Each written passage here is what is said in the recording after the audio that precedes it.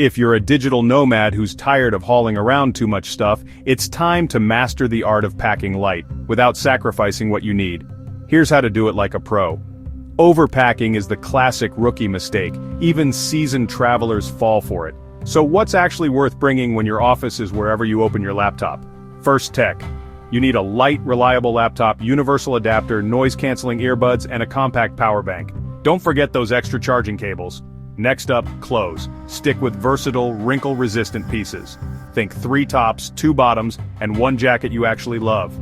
Toss in a microfiber towel and some comfy shoes you can walk in all day. Toiletries? Go for travel sizes, refillable bottles, and the bare minimum. Most things you can buy as you go.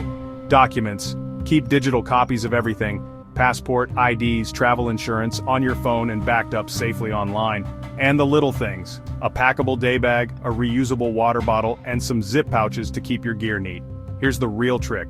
Review your list after every trip. If you didn't use it, ditch it. The lighter your bag, the freer you'll feel. So, are you ready to stop overpacking and start exploring with true freedom? Hit that subscribe and follow Nomad Atlas, and let's roam smarter, not harder.